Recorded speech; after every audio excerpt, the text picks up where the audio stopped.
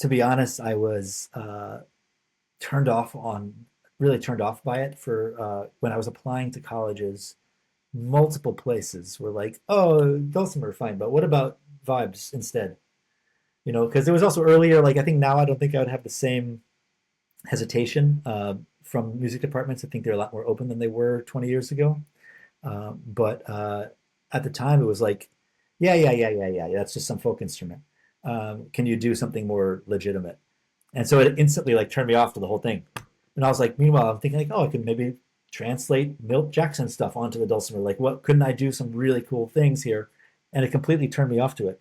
So I'm not against the instrument, but it kind of made me be like, oh yeah, like I swear this instrument has value. It's not just some novelty thing. It's also not just like any other instrument. It needs to be thought of as its own unique, beautiful thing, just like every instrument. It shouldn't be pigeonholed to some side. Hi, you're listening to Conversations with Musicians with Leah Roseman, which I hope inspires you through the personal stories of a fascinating diversity of musical guests. Max ZT is a superb Grammy-nominated hammered dulcimer player.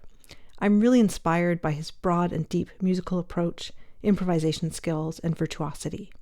You'll be hearing inspirations and clips from his recent album with the handpan virtuoso Manu Delago, and in fact, this was recorded during their album release tour of the UK and Europe. Max explained fascinating details about his approach to building hammered dulcimers with the guidance of David Lindsey. If you're a fan of Manu's handpan playing, you'll also be gaining more understanding into his creative approach to performing. You'll hear the inspiring stories of how Max came to be a student of both the Cissoko Griot family in Senegal and the late Pandit Shivkumar Sharma in India. Max has also shared with us clips of House of Water's Grammy-nominated album On Becoming, as well as some great behind-the-scenes moments in the recording studio.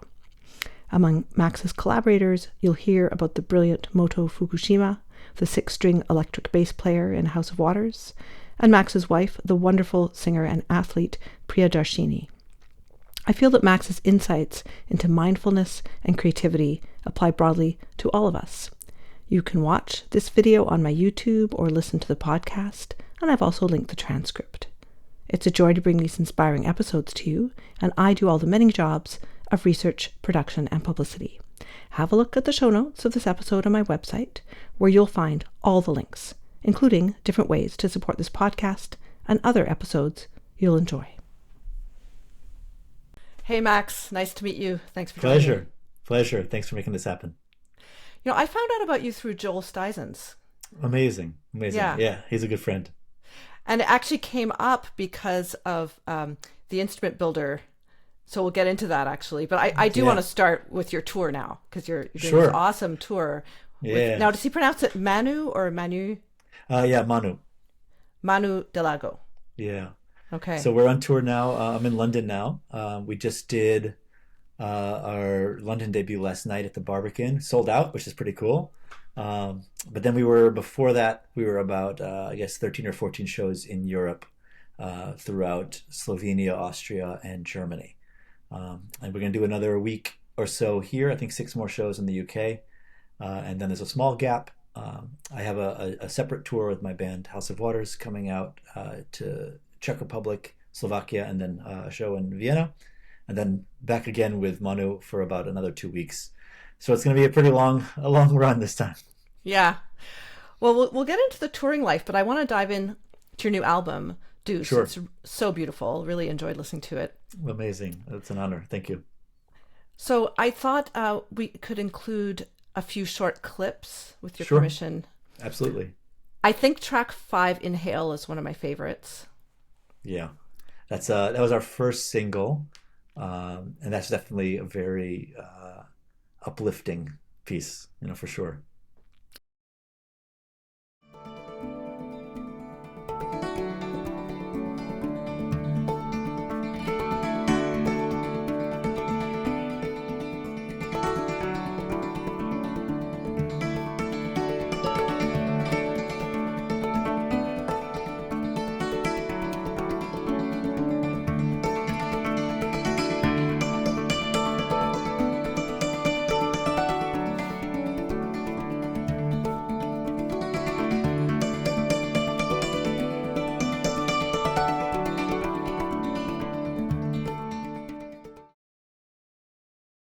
So how did you guys meet? What was the first jam session like?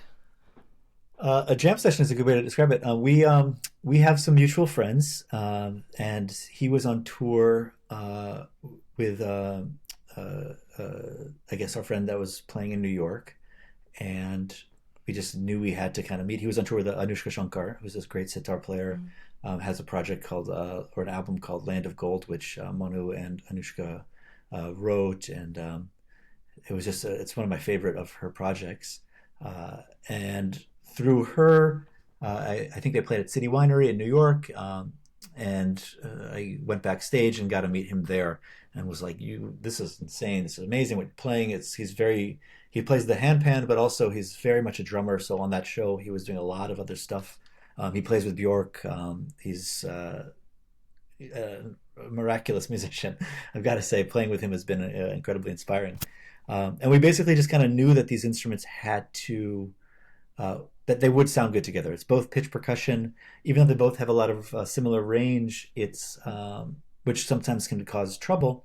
It was actually really natural. We just when he was in New York, we just sat together, we played, we just improvised, and was like, oh, I don't have to like be worried about like blending too much together. I don't have to you know it very well. Like if you're playing with another musician that's like very much in your space, it's very easy to all of a sudden get a little jam, and step on toes and not be sure who's doing what. But it was so natural. We just kind of shifted roles from somebody doing more chordal and bass lines, another person doing more melody, somebody doing more rhythmic, somebody. It was just so easy, actually. So we met in New York, improvised there, and then I met a couple of times when I was in the UK when he used to live in London, and we would just sit and improvise together. And he had the great idea of recording all the improvisations, and then he parsed through all of the, I think it was like almost 10 hours of recording, and was like, oh, these 10 moments are really awesome. Let's develop these into pieces. And so then we like sat with those moments and changed the composition, changed the form, and little detail work that makes it so special. And that's what made it to the record, and that's what we're touring with now. Yeah. I love the juxtaposition of textures. And like I knew about Manu because, yeah, he's super famous on the internet for handpan. But I was interested to read into his history as like classical percussionist, jazz, composition, all the stuff he's done obviously feeds into his creative life. Yeah. And you recorded in this beautiful Bernardi Saal in Stams, this 300-year-old ornate space. So the gorgeous album cover we see this, right? The space was 300 years old, but the monastery itself is from the 13th century. Which is, as an American, like, what? You don't see a lot of buildings like that in the US. But it's actually, not that we've spent so much time in Europe and the UK, it's like, oh, yeah, well, so many places are like that here. For him, he says it's kind of just like a building in his backyard because he grew up 5 minutes from there. Yeah. And he's like, oh, yeah, it was just a place. And for me, it's like, this place is insane. He sent me about 5 or 6 options. We wanted something other than just like a recording studio, something a little bit more something that would contribute, to the recording as well as not just be a place that we did the recording. And so that the resonance and the reverb, all that you're hearing of that, there's nothing added. It's all just, I mean, I'm hearing, when I hear the record, I hear a note and it's like, it flies to the ceiling and it's like so magical. So that place had a deep impact in the inspiration for how we performed these songs, for sure. Yeah. A number of years ago, I was on tour with my orchestra and we played in Salisbury Cathedral, which is near Stonehenge. And I was walking around the village and one of my colleagues pointed out, notice the windows, a lot of them are blown glass because they're so old. It's before they had plate glass. And that kind of blew my mind. That's crazy. Yeah, I mean, in the US, we just don't see a lot of that. I mean, obviously there are structures and there are things that were old, but nothing really survived or was, destroyed over the years. So this is it's kind of amazing to see all this stuff since being out here. And your recording engineer for those sessions was Michael Bicycle. Yeah, I think that's how you pronounce it. Unbelievable. I mean, we brought everything. There was nothing. That room was empty, and because it's a portrait room from the from 1800s, there was no heat allowed as well, because that would like destroy all of the paintings. And so it was like this massive empty room. super cold because we did it at the end of October, early November, and he just brought everything, and then we shot it, and these videos look amazing. And another guy that came in, who also I think he lives in Austria. I think he's in Graz in Austria, and he came in as well. And this team was like, it blew my mind, how talented they all were. I kind of went in unknown what was, not really sure what was going to happen, but this was mind blowing. I was curious about this tour you're doing in terms of the miking and the sound techs for each venue. Is anyone traveling with you? Yeah. So we're traveling with a tech, and he's a longtime collaborator and tech person with Manu for, I think they went to like high school together. Mm-hmm. But so he's been working with Manu for years, and we actually are doing it without monitors. We're doing everything, at least acoustic on stage. I have these two small microphones that are attached to the instrument that are theirs that we use to record the record. And we're like, this sounds amazing. I think we'll just try that. And we use the same microphones that we recorded on the record. And so we travel with everything. So we show up at a venue and like nothing is really needed. And we even bring our own screens and projectors, and we do this whole big, stuff. Some of my socials might show it, but we do like a whole light and projection thing as well. He was, Manu's very interesting about this stuff. He thinks very much in like a show type of experience as opposed to just a concert. And so he went back to the recording studio, went back to that room that we recorded in, and filmed the room for I think 24 hours straight, to get the light moving across the room. And then we project that, obviously like not 24 hours, but we like condense it into an hour, and not so it doesn't look so super sped up and dumb.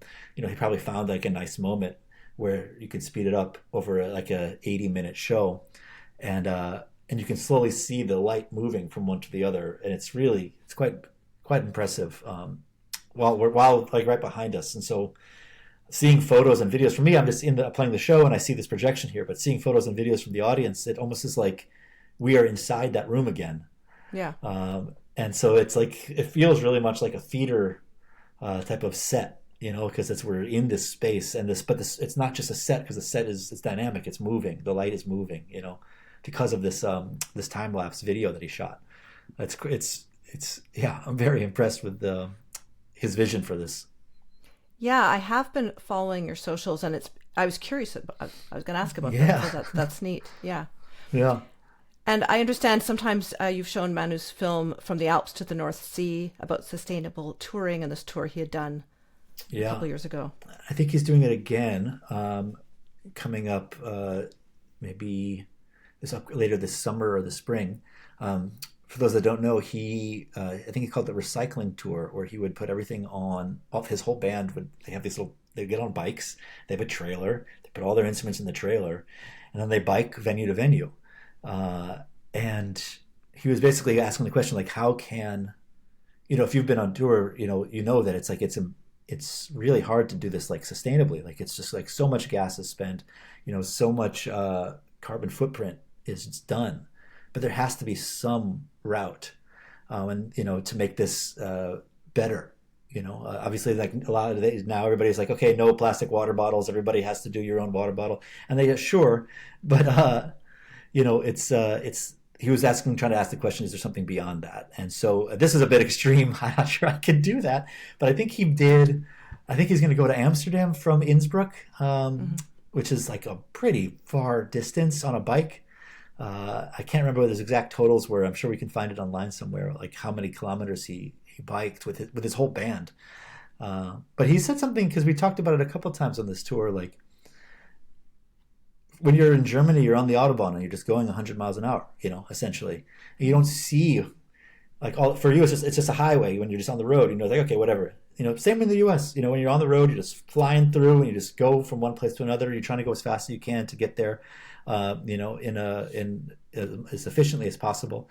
But when you're on a bike, he's like, you can't go on the highway, obviously. So you have to do like a lot of like river roads, and like, he's like, I couldn't believe how many streams there were, how many mountains there were. Because also you feel them in your legs when you have to go up a hill, and go down a hill. Like, for us in a car, we don't notice that gradation. but for him, he saw everything. So he said like his relationship with the country was just so much deeper because of that experience going from one place to another like that. Naturally, of course, it would be. So I would like to figure out a way to do that at some point, but probably should train a bit beforehand. It's not an easy thing to just do. So back to the album. So track 4, Break. You're using some extended techniques. You're muting the strings somehow. Yeah. So for the dulcimer, I use I have calluses even from I mute with my left hand, and I also there's a muting technique that I've been working on where you can get this kind of buzz sound. Almost sounds like a sitar, actually, like the buzz of the sitar. You know how there's that string at the way bottom to give you that kind of bow sound. And so I'm really trying to get that, and that's basically a really, really, really soft touch of your skin here, and it really gives this kind of like it extends the note longer than the natural decay. And so a lot of that type of stuff. And then on the live show, I'm doing plucking as well, and the rolls, of course, and all these different techniques that allow for the instrument to sound, like 10 different things. But a lot of that on that song on Break, it's very much in the muted worlds because this instrument has so much resonance. It's very hard to get it to stop, so that some techniques have to be developed for that.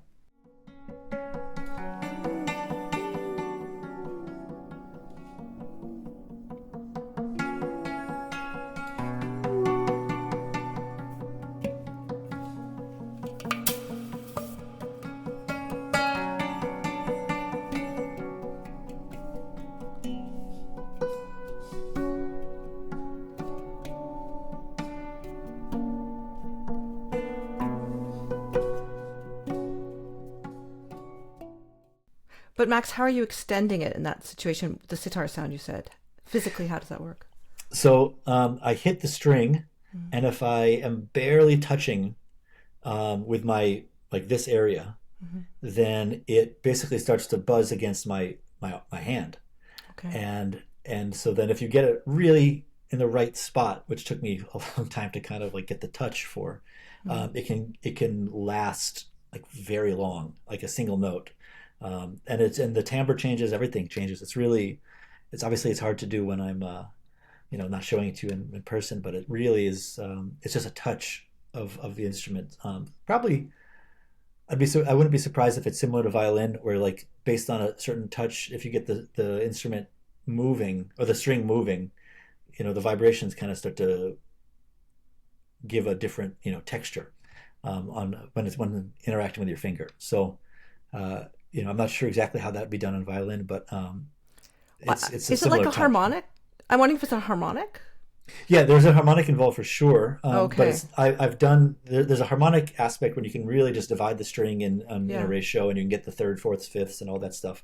And that I have a slightly different technique for that. But this one is really there is a harmonic ringing, but the point of it is to really just get that kind of nasally brightness, that's there. So there is, if you listen, definitely you can hear. I think probably you can hear octaves and fifths for sure, but the goal of it is not really tonal. Actually, it's really just to give this kind of texture, Okay. Which took some time to kind of figure out. It was kind of an accident at first, and I was like, like there's something here, And have you ever used a bow for a different sound on your dulcimer? I have, the problem with the bow on the dulcimer is that because all the strings are generally even, like I can really only do the top and the bottom. Like maybe I can get a couple notes here and there. I've tried ebow stuff too, but it's similar. Like I can't really get in there, at least quickly. So bowing is, it would have to be more of an arc, probably involved to give me that 3D possibility. Yeah. But I'm into it. And on that track Break we were just talking about, so Manu's playing actually other percussion instruments. No? Yeah, so that's what's crazy is he flips the handpan over so it's upside down, and then he's drumming on the handpan. What he also does is he takes these magnets and puts them on the bottom of the instrument, so that when he takes it's like a jazz brush So he'll have one hand playing open hand, another hand using the brush, and then he'll put these magnets that when you hit the magnet, it has a different like texture, different Okay. sound, so that when you hit the handpan, that's one sound. You hit the magnet, it's a different thing. And then this other kind of rattle type thing that's also on the hand. It's a magnetic rattle that he puts Okay. on the handpan. So he modifies the handpan slightly. So I guess in that sense, it's kind of an extra instrument, but really it's just all in the same instrument. And I mean, listening back, I know I'm like, oh yeah, it sounds like he has 4 or 5 different pieces of percussion here, but it's just the one pan, which makes it easy to tour. It's a lot easier Yeah. than traveling about a bunch of other stuff. Yeah, that was my next question. So that's super interesting. Okay. It's crazy. I mean, yes, we're both are really trying. The goal when we developed the project, it was like, okay, we don't have a lot of low end, so a bass should be a thing, right? Okay, we don't have the ability to have like long notes, so like a reed instrument or a violin or something to give that longer sound. And the more we were thinking about it, it was just like, let's use the limitations of our instruments as like a source of inspiration, really, and try to find the sound we're hearing with the instrument that we have. And that's something that like can really build, innovative things when you kind of are forced into that thing. I deal with it all the time. I'm sure you've also had this experience. Like, I'll have students that kind of want like it to like for the dulcimer, the arrangement is a very unusual pattern compared to like a piano, which is all chromatic. But they'll say, okay, why can't we just tune everything chromatic and then as a pianist be able to play it very easily? But the problem is that means you're going to have there's no dampers. There's a resonance that lasts forever, so you're going to have so much dissonance. And so there's going to be difficulty there, but it's like then. But more importantly, I think you miss out on the assets of the instrument. What makes the dulcimer so unique is its limitation.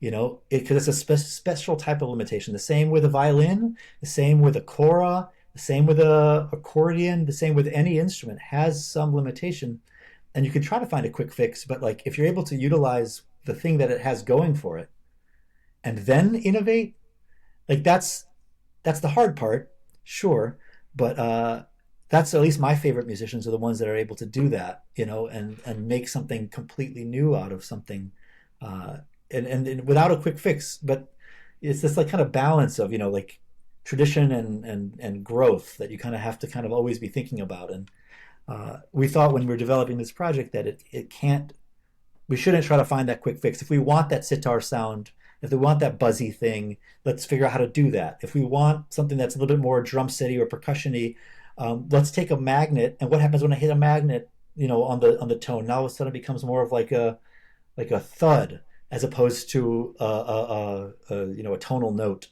Maybe that thud can be used instead of a kick drum.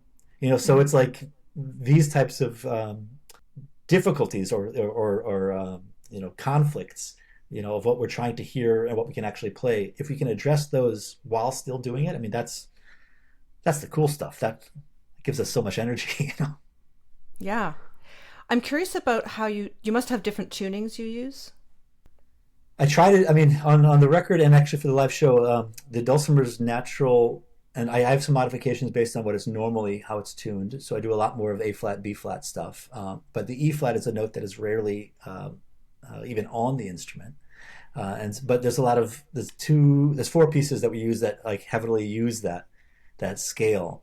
And so I tune before this 4 song block and then right after the 4 song Mm. block. And so, but I just tune my E's to an E flat. Okay. And it's just 2 of my notes because sometimes I need both E and E flat in the scale. But I just tune it really quickly and I'll allow myself a little geographically easier thing because I have an E flat, but it's like way over there, and I want to be able to play it over here. So uh, the instrument is very much dependent on these types of inversions, and so to be able to have it more close to where I am geographically, that's going to be helpful. So I do some tunings to help for that, but generally it's one main tuning except for this one note. So is the string order, you said it wasn't chromatic, so how does it work? Um, Normally, and I've modified Mm. it from this normal position, but it's whole step, half step vertically, Mm. and that repeats. And then you go fifth over in the same thing, and you go fifth over again in the same thing. So if you're starting on D, for example, it'll be D to E, E to F sharp half step to G. And then it's G to A to B, half step to C, C to D, D to E, E to F. So now I have my Okay. F and my F sharps, but so I have all of the notes, but they're just in this thing. So you take that entire thing, move it over a fifth, take that entire thing, move it over a fifth again. So and then I've modified since from there to allow for more chromatic elements without having to constantly retune, because once you would look at this on a piece of paper, you'd be like, oh yeah, there's a lot of duplicate notes in the same octave. Okay. So I have, like, if I wouldn't have modified it at all, I have, I think, like 3 or 4 places where like A4 is just there, and it's just like in all these places. And it's like I don't need 4 places where I have the exact same note. So I've changed those so that I can now make A flats or B flats easier to find, and these types of things. But that's my own kind of tuning version that I always tell my dulcimer player friends to do. Sometimes it Yeah. happens. Yeah, that's very interesting. It must have taken a certain rewiring of your brain. Yeah, I've been playing a long enough time where it's like it's there. You dream in it, and so I can practice. With my eyes closed, just kind of thinking about stuff and kind of doing that a lot. Um, and so then to change at that point, you can change a note, and then I've been doing this alternate tuning for quite a while that it's there now. But these types of extra tunings allow for me to play scales, stuff that are not standard for the instrument, and that can fit more into I guess contemporary context, especially if you're doing jazzier things, or things that basically have more chromaticism outside of like the folk tradition. Yeah. So if we could go back to February 2020, right before the pandemic hit, and you had a very special apprenticeship. So you want to tell us about that?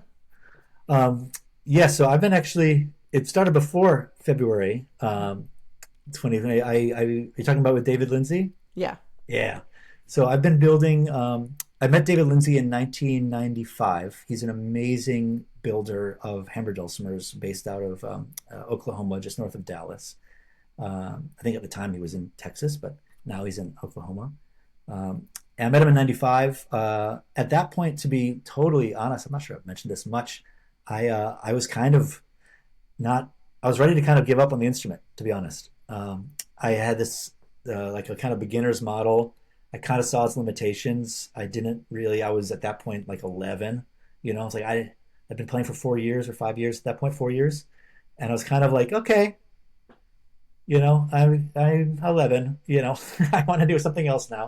And then I heard his instruments, and uh, it it's very loud. His instruments is like so much louder, and much more full bodied. It wasn't just volume; it had this resonance and this Mm-hmm. this richness that was like so inspiring. And that's through a lot of construction techniques that we can definitely talk about if you'd like. But it really made me be like, oh, okay, there's a lot more to this instrument. And I got his instrument in '96, and then in 2007, I basically was like, hey, I have all of these things I want to do. At this point, I'm in my 20s. I want to have all this chromatic element. I want to have tuning stability in these types of ways. I want to be able to do all these extended techniques easier. I want to be able to have it light, but also, still not losing any of its body. But also, I travel a lot. Will it fit in the overhead? Like these types of details that I really wanted to develop.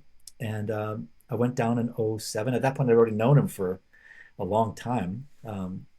And I started building instruments with him in '07, up until I think March of 2020. I think that Okay. was the last time that I went down there. And if you remember, something happened around that time internationally. So it was really hard to travel. But literally, I left, I think March 4th of 2020, I left David's spot, and then everything shut. But that was my last time building. And I think that's the instrument that I'm on tour with now. Is that true? Is that my last time building also? I think this is the one that I built. Yeah, the last time I was down there. I think that was then. Wow, it's already been 6 years. That's crazy. Uh, Yeah. yeah, we really through a lot of I used to go down there every year or two. Through a lot of uh, trial and error, we found like a really nice space where the tuning stability feels really good. The chromaticism allows me to get the range that I'm looking for. I still have like one or two little things here that I want to fix. So there's probably going to be a new version of the ZT model, but likely I feel like I'm at like a 95% on it. So Okay. that's pretty. I feel pretty good about it. And actually, to be honest, the Manu record was the first time that I used this instrument, my smaller instrument, for recording. Normally, I have these much larger instruments that are impossible to fly with, to be honest. And I was a little like hesitant because I really loved that sound, but then hearing the mono record and the material that we wrote for basically this instrument made me be like, oh, there's actually a lot.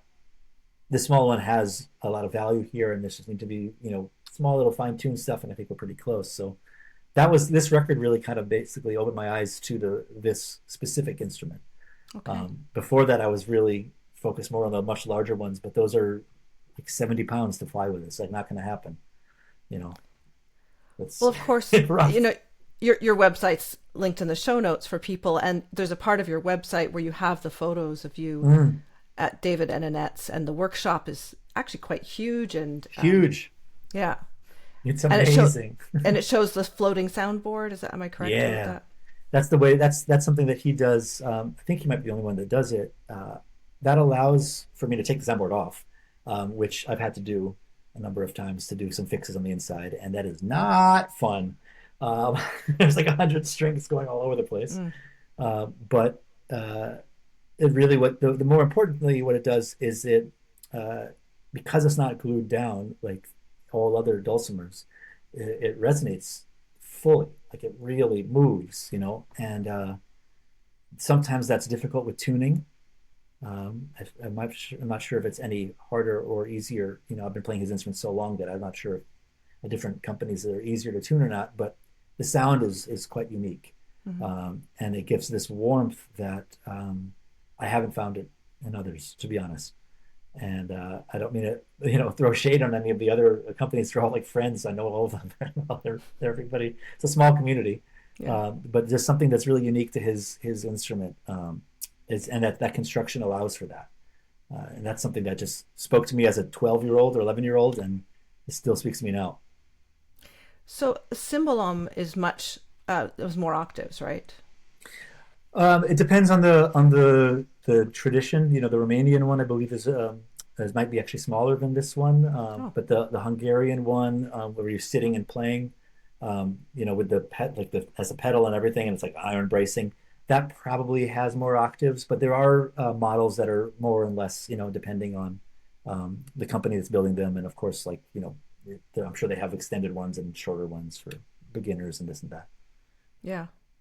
And you tell a story that I think you were a toddler when you first encountered a dulcimer. What was the context for that concert? Yeah, I mean, my parents only told me this like years later, like not so long ago, that they were like, well, wait a minute. I started playing when I was around 7, and only recently, in the last few years or so, they kind of remembered. They're like, well, wait a minute. Actually, when you were 2, um, my dad is a museum exhibit designer, and so he did an exhibit on, I think, like Northeast lighthouses, or like Maine and all like Canada, Cape Breton lighthouses and stuff. And there's a big dulcimer tradition actually of that kind of folk worlds. And so either he or the museum hired a dulcimer player Okay. to play like sea shanties and like folky Irish things. And as a 2-year-old, apparently I crawled over to I guess I might have been walking then. I walked over or crawled over to the instrument. I just sat down underneath it and like stared up at the instrument for like hours. And that's kind of rare for a 2-year-old to sit in one place. Usually it's chaos all over the place. And so they kind of were like blown away by that, but they didn't remember that until like not long ago. So it's kind of weird. And I was thinking about it recently. I'd love to find out who that was. Yeah. You know, like who did they hire? And very likely that person had such a massive influence on my life that we both didn't even know about at the time.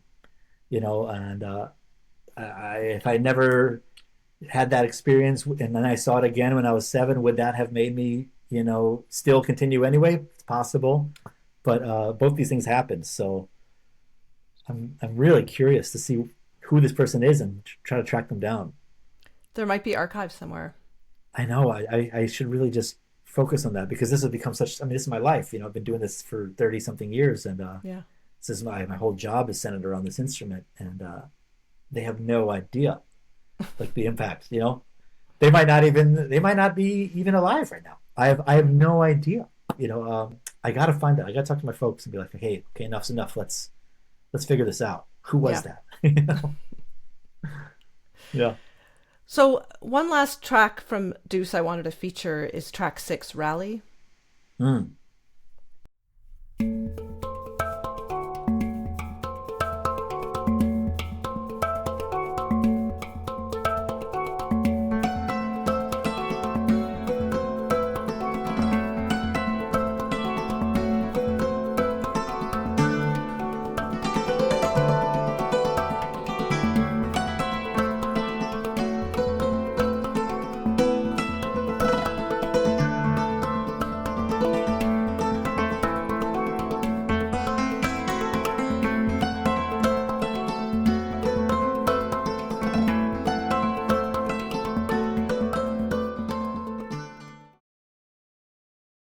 Yeah, that one's a pretty energetic piece as well.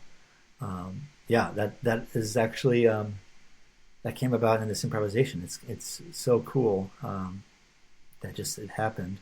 But it's what's interesting about it is it's based around an Indian classical raga called Shivranjani, which is a pentatonic scale where I do like a minor. It's a minor scale, but with a major six.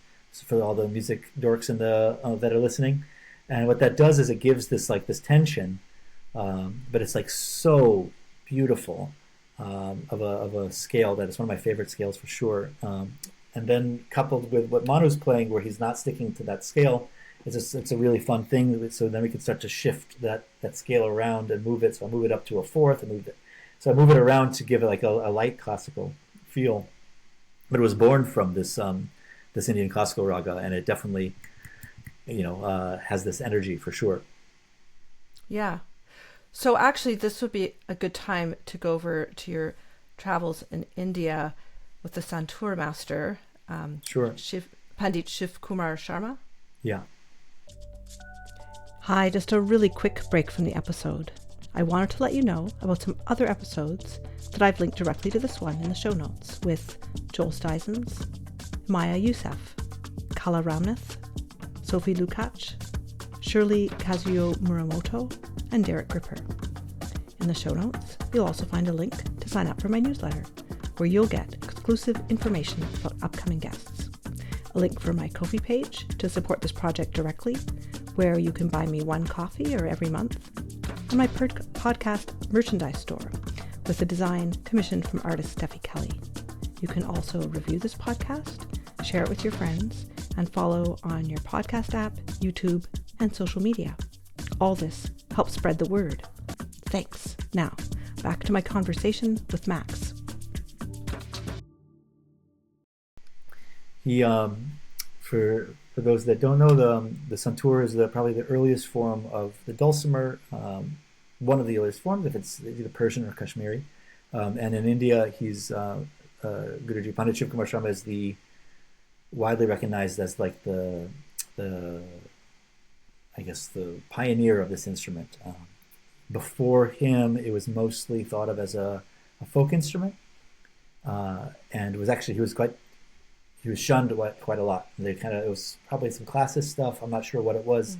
Probably the same way that Bela Fleck dealt with with the banjo, where now the banjo he's playing with Western orchestras and stuff, and like he's doing he's a pioneer of that instrument into a modern context.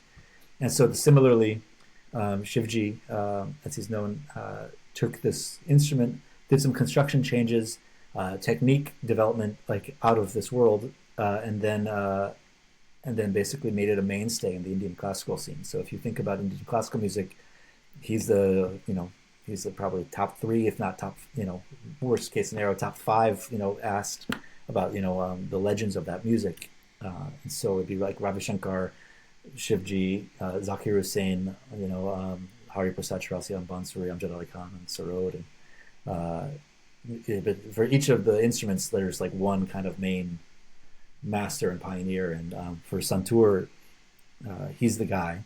Uh, and I got to meet him in 2008. I actually just emailed him from his website on his contact page, and he gave me his number.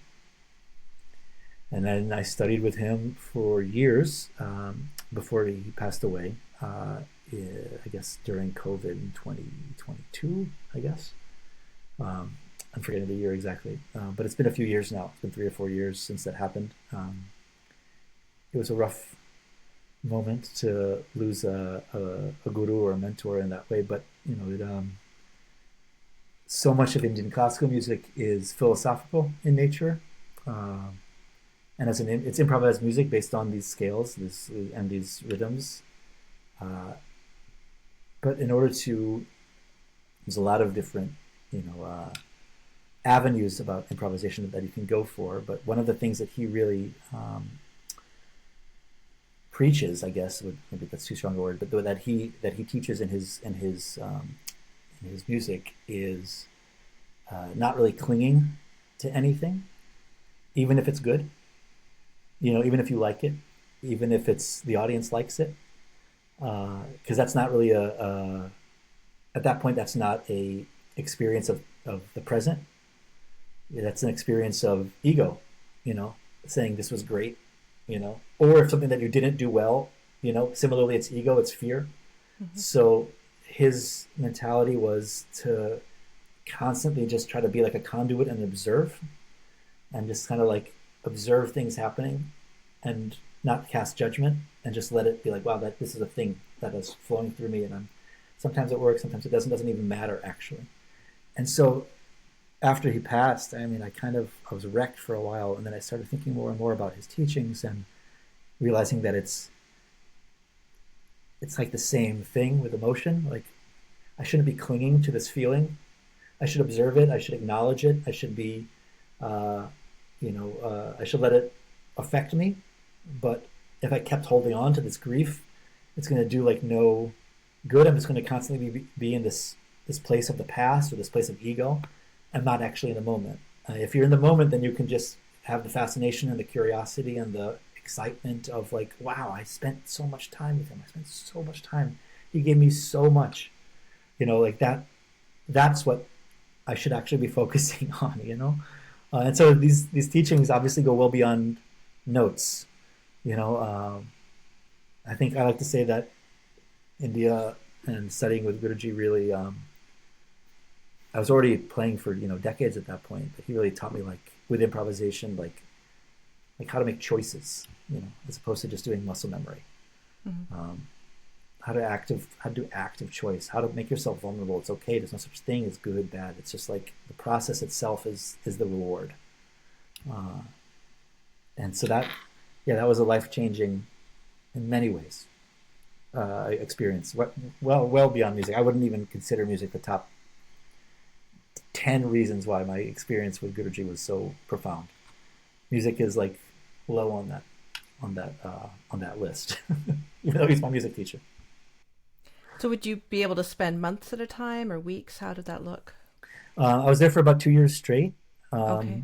And I got a grant from the American Institute of Indian Studies. It was supposed to be 9 months, but I was in my 20s, so I lived poorly.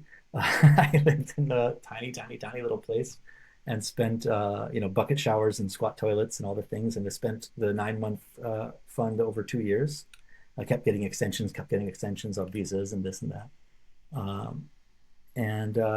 Then after the grant finished and I came back to the US, I would go every 2-3 times a year at that point, and sometimes the classes were sitting with him at home, and sometimes the classes were in a taxi where we talked about the mountain that we're passing by, and it wasn't really just music. As anybody who has a guru in the Indian classical world would tell you, music is just the language that they're using to discuss. It's the medium, but really it's something much more profound than just sounds. Yeah. Well, We can talk about that forever. So I'm sorry. I didn't no, mean no, no. to. I was thinking. I had Kala Ramnath on the Oh, series well. last year, and also a wonderful Bansuri master, Milindate. Mm. And I think with both of them, it was very easy to connect. Like sometimes it's hard to connect with musicians; it's hard to get through. But yeah, sometimes it's true. Just a contact form and a website will actually do it. It was so crazy. I was thinking like if I wrote to like Yo-Yo Ma on his like website, there's no way I would get a response. No way. And then him give me his phone number. Like that wouldn't happen. Like that's there's no way. So I can't believe that it worked out how it did. It really is yeah, I feel very, very, very lucky to have been alive at the same time and for him to be open to that. And I was able to work with him for so long. So maybe we could get into House of Waters. Yeah.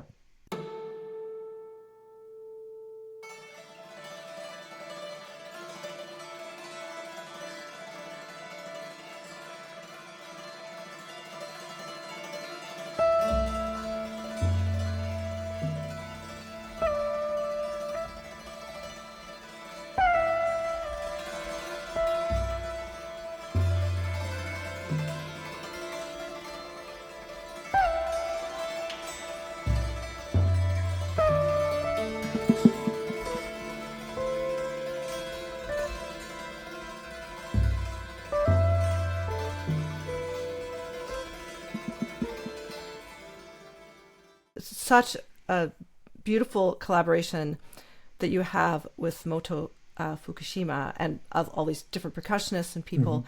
So you were Grammy nominated for On Becoming. Yes. Fantastic album, really Oh, great. thank you. I'm curious how you met Moto because you've been playing with him for a long time.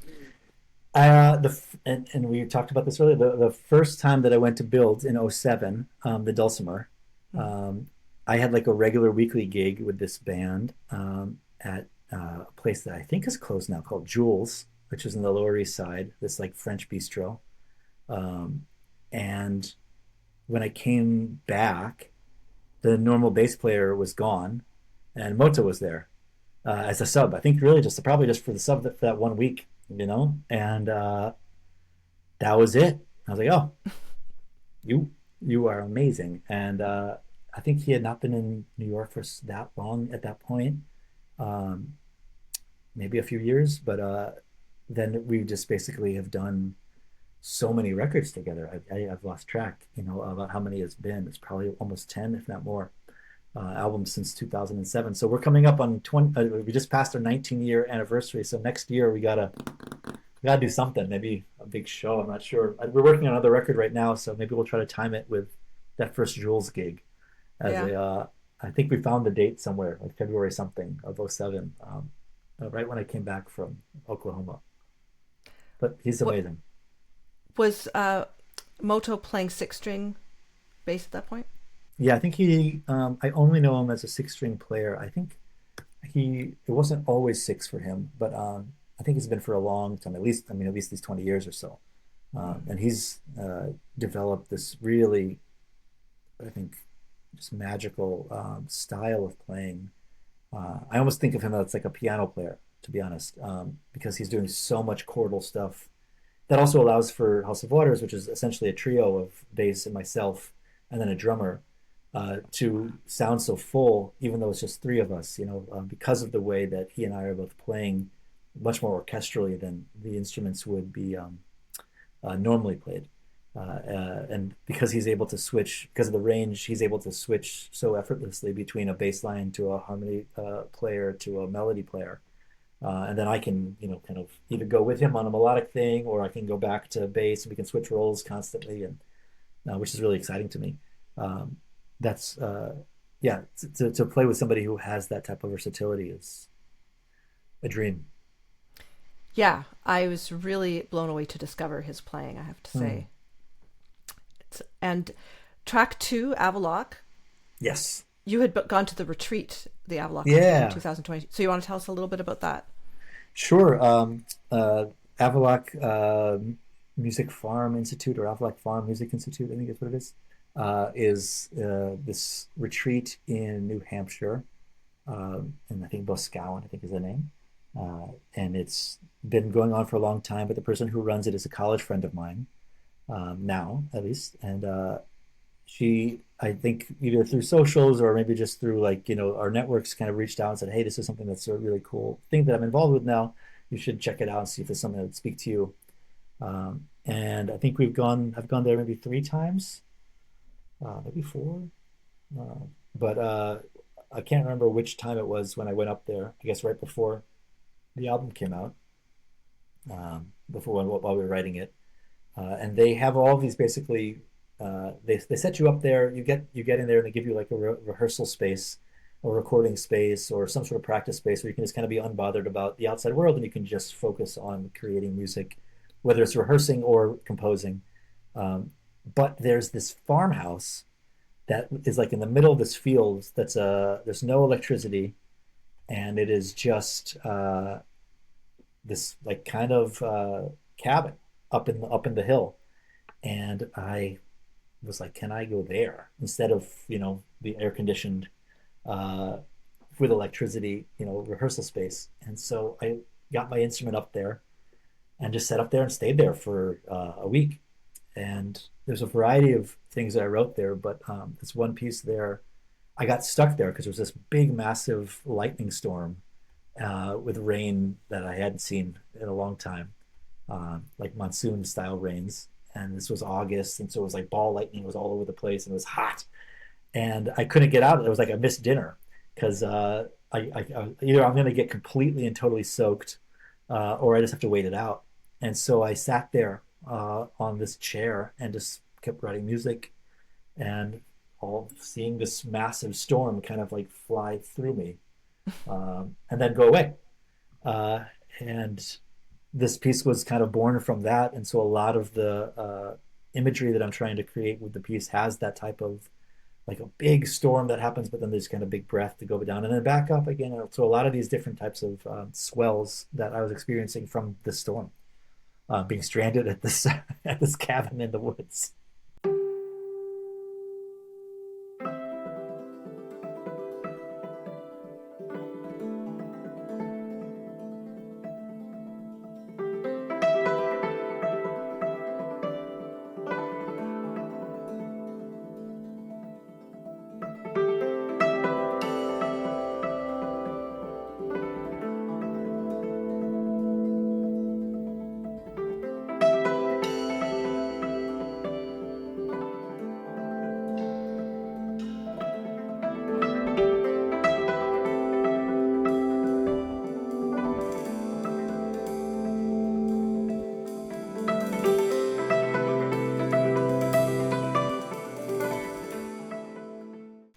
So I'll be linking the Bandcamp link for House of Waters in the show notes. And I was so taken with your band. I bought that you have a deal where you can buy the discography digitally. Ah, So beautiful.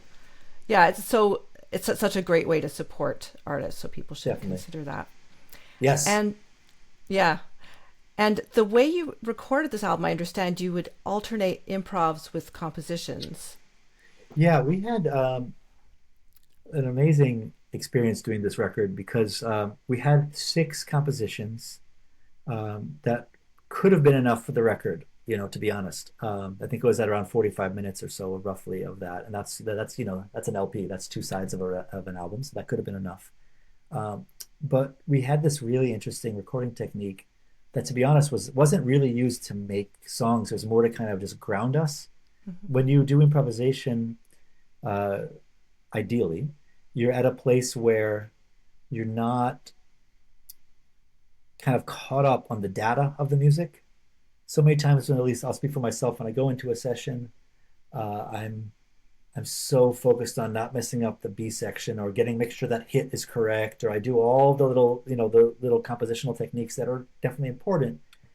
But like, how many times have you been to a concert and you're not paying attention to that? The ones that are the most moving are the ones that you're just moved. It doesn't matter about anything other than the experience that you have, being in that space, listening to that concert. So I started realizing that that is actually what was the most powerful aspect of music, at least for me at the time, was that experience. And so we decided to, as like a palate cleanser, to kind of get us out of the data driven kind of mindset. I would do a take, I would do a second take. It's not of a song. It's not really working. Like I'm missing some things, like, oh, I forgot a thing, or it wasn't speaking, it wasn't flowing that naturally. And I'd say, okay, stop, put a break in it. We're going to come back. We're going to do Avaloch take 3 after we do this improvisation right now. Let's do an improvisation. We do 3 to 5 minutes of what are we doing? Ears open, And we noticed later that every single take of the 6 songs, the actual compositions that we chose, immediately followed an improvisation. Because of course it did. Because up to that point, all we're doing is listening to the group sound and how to be interesting and inspire the other person to make something unique and interesting so that this little improvisation can be kind of self-fueling. So then when we go back to the composition, we're still in that same headspace. We're not worried about the B section. We're not worried that, oh, I did it 5 times, not 4 times. We're not, those aspects aren't important anymore, actually. And so we did 20 improvisations over these 2 days, in addition to the 6 songs. And only afterwards we listened back and we're like, oh, some of these are actually awesome. Like, these improvisations are amazing. And so I think we put 3 or 4 on the record, on Becoming. And then like a year later or 8 months later, after the Grammy nomination, we were like, well, wait a minute. We have 20 more improvisations. Are they any good? Let's listen to them again. And we were like, actually, these are awesome. We really like a lot of these as well. And so we put out an album, I think it was just digital only and physical in Japan only, of House of Water's On Becoming, the Improv Sessions. And we just did the improvs, and just released only improvisations. And that was like we literally didn't even name them. It was like Improv 2, Improv 6, Improv 14, and that was it. And I actually liked that record a lot, because the purpose of this was really just about listening. It really wasn't about anything else other than just trying to be in the moment, which is really exciting. And the title of On Becoming is related to that. It was inspired by a Vonnegut letter that he wrote to, I think, a college class. They had asked a bunch of writers to give advice to young writers, like what to do. And he was the only one that responded, apparently, to this college asking other writers. And in his response, he gave it's a long letter, but he gave a homework assignment. And he said, I want all of you to write like your best poem that you could possibly do. Don't show it to anybody else. Forget about your partner, forget about your parents, forget about even your teacher. Don't show it to anybody. Just write the best you could possibly do. And when you're satisfied and think that you cannot make this poem any better, rip it up and throw it away. And he says that you'll have already experienced the reward of the poem, and he says he calls that process becoming. And so that's what we named the record on, because the whole purpose of this was not about the data. It was not about good, bad, or whatever. The reward itself was the creation, and the results is irrelevant. And that's the irony, that's the one record we get the Grammy nomination for. It's like that's the completely opposite of result-oriented mentality. That's the one, of course, that gives us the outside kind of judgment. So that was something that we really care a lot about, and still is affecting our next record that we're working on now. Yeah, I really loved listening through to the album of just the improvs, and I thought we could play a track, a clip of Improv 13. Cool. I don't even know which one that is. Yeah.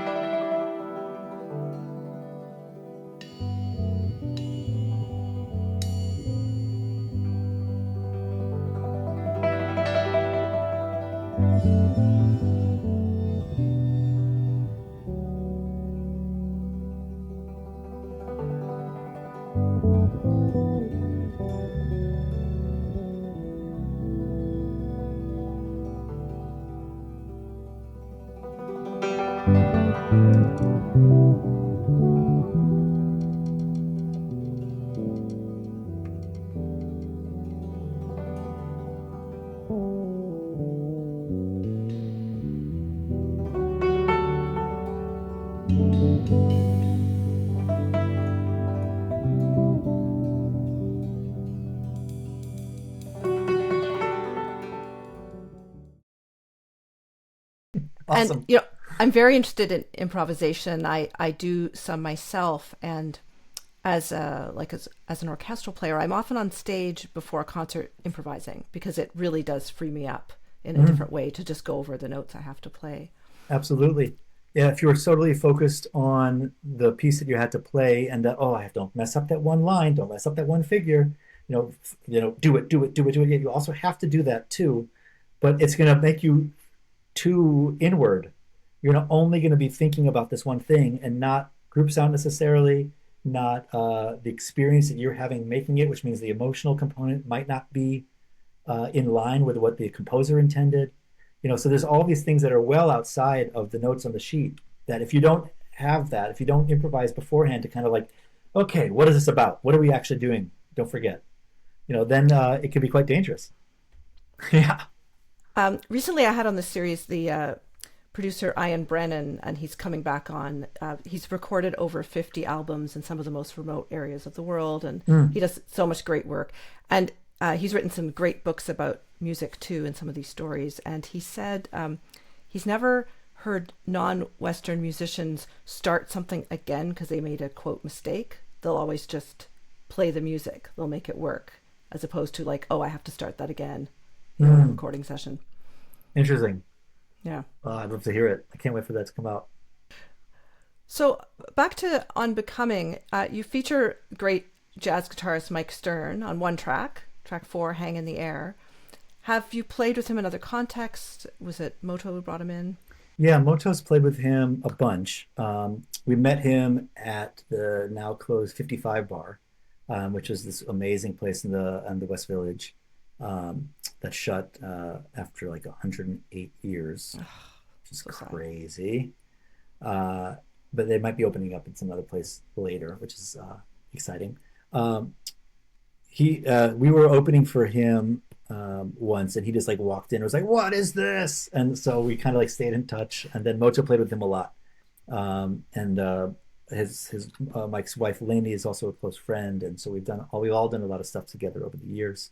And then for this record, Moto wrote this piece, "Hang in the Air," which is actually like what Mike would say, like when I say "How you doing," he says, "I'm hanging in there," and but it sounds like hanging in the air, and so we run it "Hang in the Air," and then obviously it was very natural to have him come on as well. It was you know it's a piece that was kind of written for him.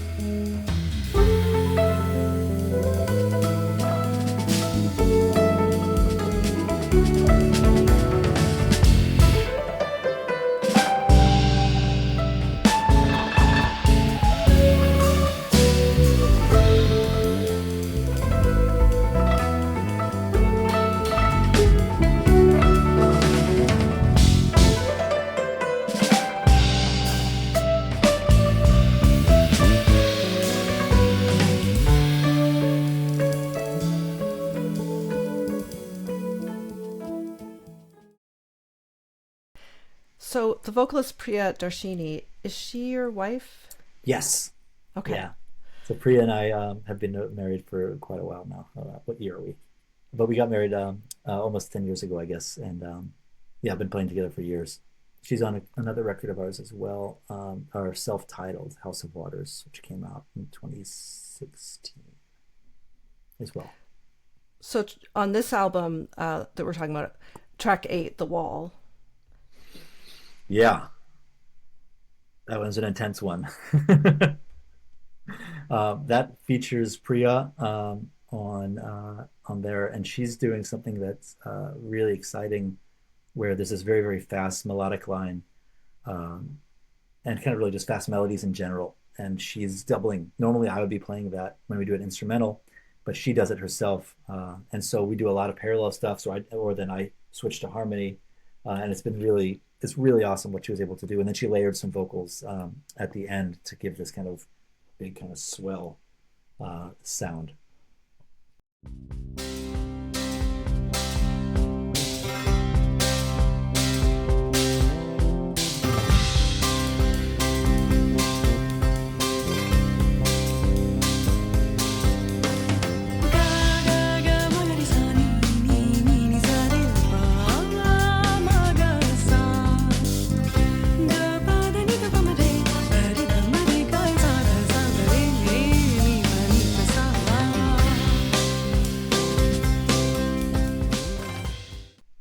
And she's an ultra marathoner and started an adventure racing company.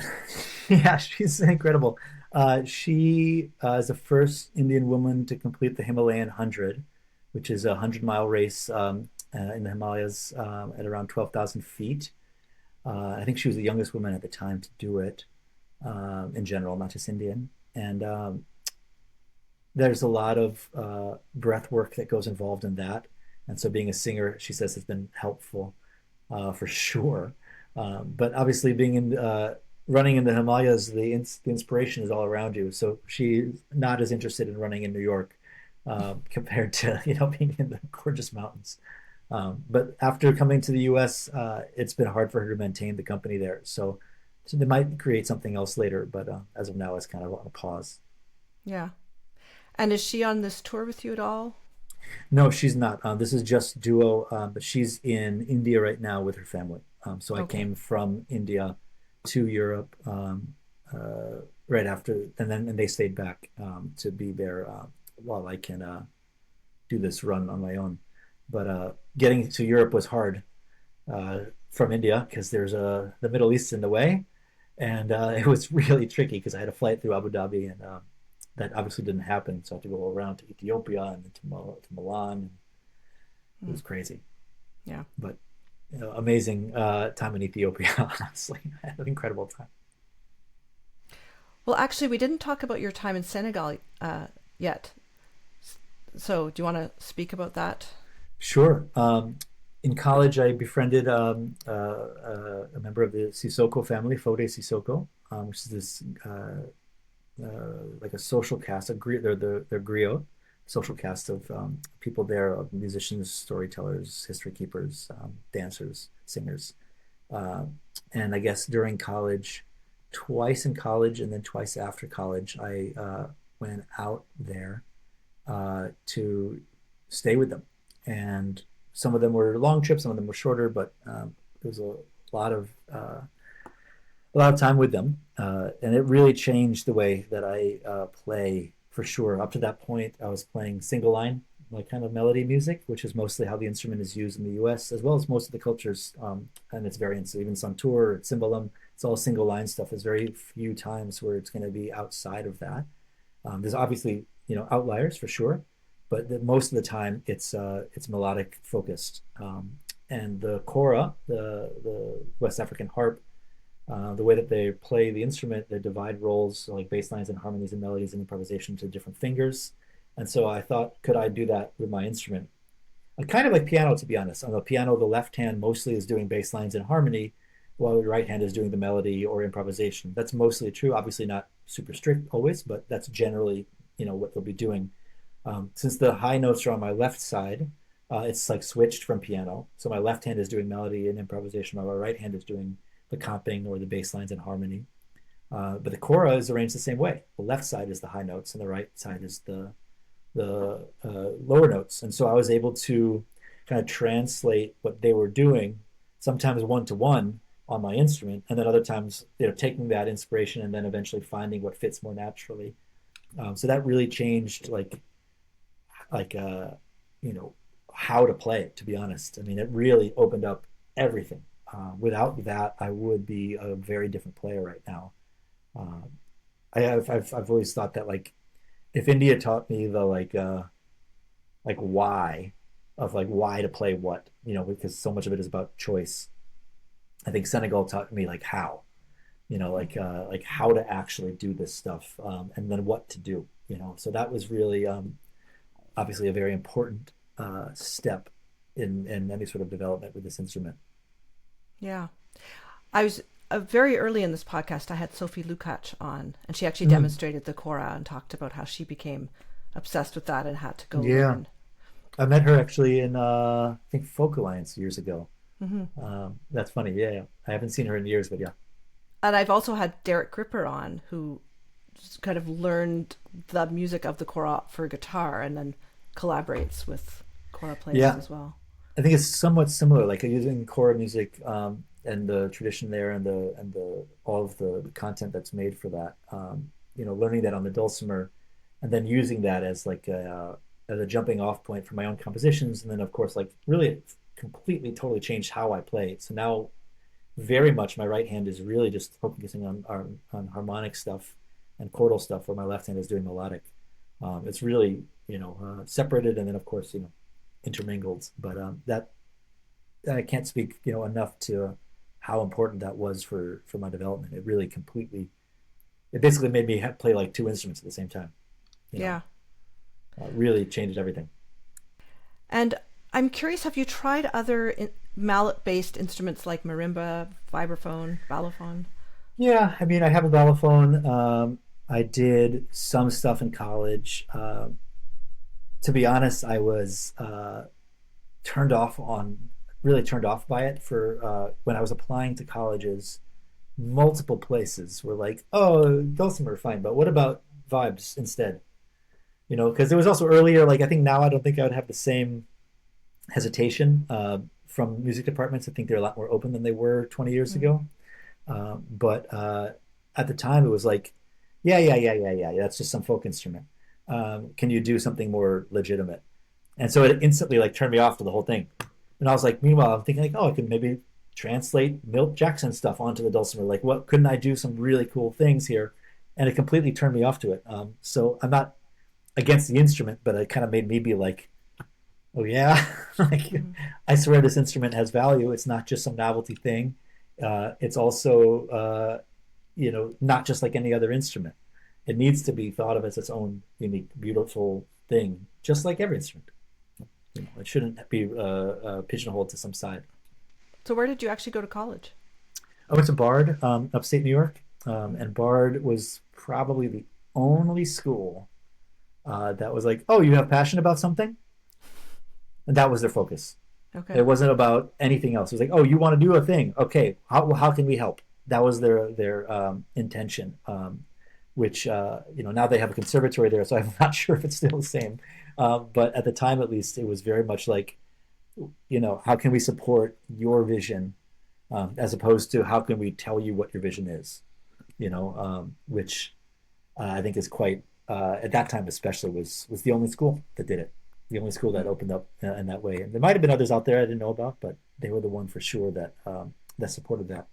And then eventually introduced me to that's where I met a Senegalese, kora player that then changed the whole trajectory of my music. Yeah. So I'm very grateful for their influence.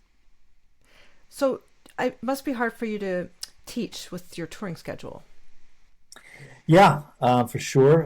Sometimes I'll be in a hotel room like now and put up a little camera and hope the internet is okay. And sometimes it is, and sometimes it isn't. And what are you going to do? Touring a lot makes that hard.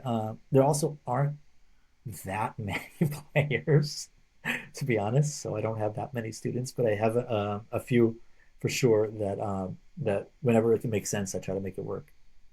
Yeah. Well, it's been such a pleasure getting this chance to talk to you and getting to know your music. It's just Oh, it's an honor. can't wait Thank for the you. next album.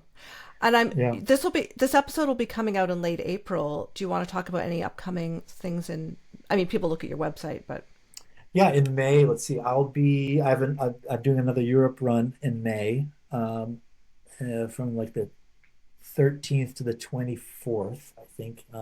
If that makes sense, we could talk about that. Um, in the US, what am I doing in the US? I have a show in upstate New York in June, and a couple things here and there. My website, I've kind of forgotten a lot, to be honest. I just put it on there and then I remember a little later. mm, But I think I have an upstate New York thing in June. I don't sure. And then I have some stuff in the fall in the US as well. But I'm trying to take the summer off as much as I can. It's been a heavy touring. It'd be like four yeah. months on the road, so like I'm gonna try to take a little bit of time to be with the family, but we'll see how that goes. Yeah. But again, I'm happy to talk about in the end of May, I'll be back in Austria and Germany. I think it's just those two countries for about 12 dates.